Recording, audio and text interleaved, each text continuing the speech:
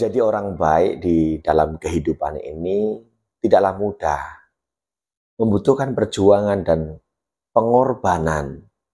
Segala sesuatu yang kita lakukan pasti penuh dengan resiko, tetapi ini adalah pilihan hidup.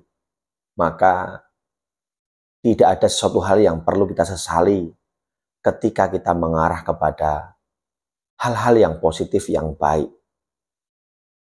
Bapak, Ibu, dan Saudara, para sahabat dan inspirasi, berbagi tentang kebaikan, berbagi tentang ajaran bukanlah sesuatu hal yang gampang atau mudah. Terlebih memberikan pandangan yang benar juga tidaklah mudah.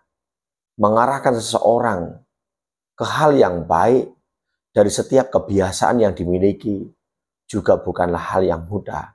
Sangat sulit, bahkan sungguh-sungguh sulit. Terkadang membutuhkan waktu yang sangat panjang. Juga bahkan sangat panjang sekali. Tidak cukup dalam satu masa kehidupan. Tidaklah cukup. Maka kenapa dalam ajaran Buddha mengenal yang namanya tumimba lahir, bahwa kehidupan kita saat ini bukanlah yang pertama dan juga bukan yang terakhir.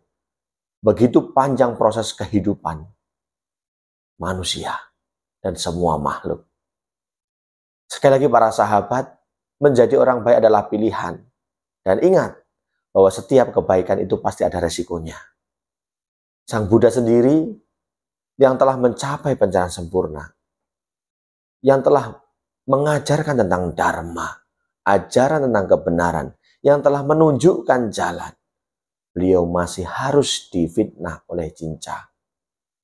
Beliau, Sang Buddha, masih harus dilukai, bahkan akan dibunuh oleh Dewa Datta. Dan begitu banyak hal yang tentunya mengarahkan atau terjadi suatu hal yang tidak baik. Meskipun beliau sudah menjadi sama Sang Buddha, guru para dewa dan manusia.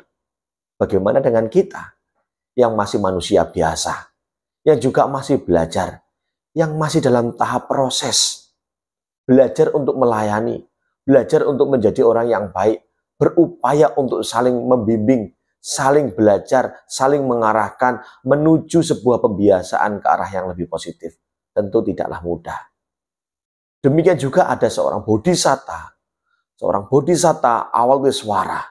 Beliau hingga mampu merubah wujud menjadi 33 bagian.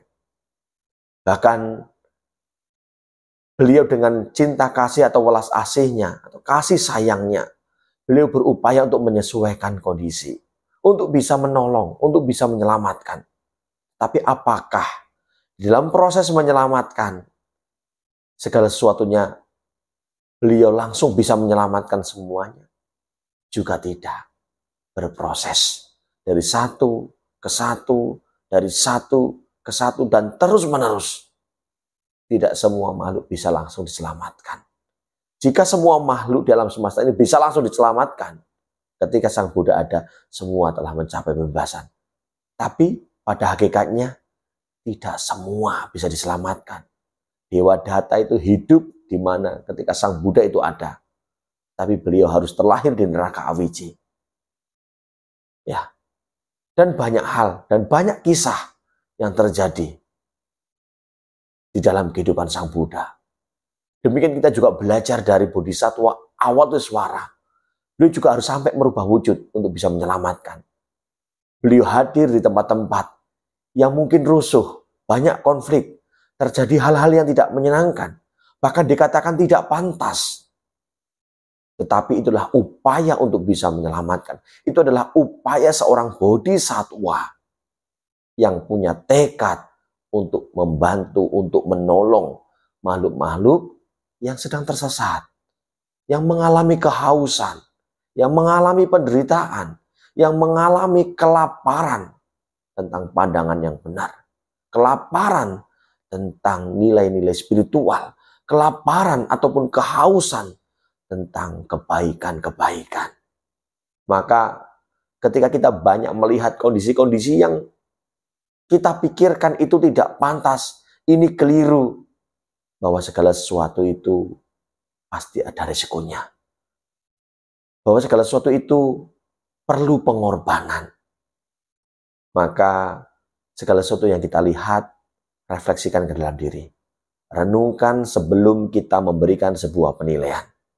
Para sahabat, mari kita belajar dari Sang Buddha dan para siswanya. Mari kita belajar dari seorang bodhisatwa awal suara yang hingga beliau juga mampu merubah wujud untuk bisa membantu dan menyelamatkan bukan hanya orang yang baik saja, bukan hanya orang yang memiliki pandangan yang benar saja, tetapi mereka-mereka yang sedang tersesat, mereka-mereka yang kelaparan, mereka-mereka yang kehausan, yang tidak memiliki pandangan yang benar. Kita harus belajar dari ini. Kita harus membuka cara pandang kita, memperluas cara pandang kita, agar kita tidak tertindas oleh pandangan-pandangan yang sempit yang kita miliki. Lantas kita tidak hanya sekedar bisa menilai, oh ini salah, oh ini keliru. Tapi bagaimana kita juga harus mengerti bahwa itu adalah bagian dari proses untuk membantu seseorang atau semua makhluk untuk mencapai pandangan yang benar. Tapi dalam sebuah proses pasti ada kendala, pasti ada masalah, pasti ada kekurangan, pasti ada kegagalan. Tetapi ketika kita tidak menyerah, ketika kita punya cinta kasih dan kasih sayang, ketika kita punya keyakinan yang kuat untuk bisa membantu, percayalah bahwa segala sesuatu yang dilakukan dengan memunculkan kehendak yang baik, motivasi berbuat yang baik, tetap akan menjadi kebaikan. Lantas bagaimana dengan mereka? Itu adalah bagian dari kehidupan mereka. Tugas kita adalah membantu. Tugas kita adalah memberikan pandangan. Apakah lantas harus diterima? Juga tidak harus langsung diterima. Membutuhkan proses. Membutuhkan proses. Tidak cukup hanya dalam satu kali pertemuan. Membutuhkan 2, 3, ratusan, bahkan ribuan kali pertemuan. Bahkan satu masa kehidupan. Atau berkalpa-kalpa kehidupan. Sangat sulit. Sangat sulit. Tetapi yang jelas, kita sudah mau mencoba. Kita sudah berupaya semaksimal mungkin. Meskipun pada hasilnya tidak sesuai dengan apa yang kita harapkan. Setidaknya kita sudah mau mencoba dan kita sudah berusaha. Maka mari kita sama-sama untuk memunculkan keyakinan yang kuat, semangat, motivasi untuk terus bisa melayani, memiliki hati untuk melayani, memiliki cinta dan kasih sayang untuk terus berbagi. Meskipun segala sesuatu yang kita lakukan tidak semuanya sesuai dengan apa yang kita harapkan. Kita mau mencoba, kita mau belajar, kita berani gagal, dan pastinya suatu saat nanti kita akan bisa mencapai keberhasilan. Sang Buddha pernah menyampaikan di dalam dhammanya, meskipun Dewa Data di dalam kehidupannya harus terlahir di neraka Awici, tapi Guru Buddha memastikan bahwa setelah selesai kehidupan di neraka Awici, beliau akan menjadi seorang Paceka Buddha. Untuk itu para sahabat, jangan pernah menyerah. Jangan pernah menyerah. Harus terus semangat. Harus terus mau belajar. Semoga segala sesuatu yang kita lakukan, segala hal yang telah kita korbankan, yang telah kita upayakan, mampu setidaknya sedikit memberikan perubahan cara pandang.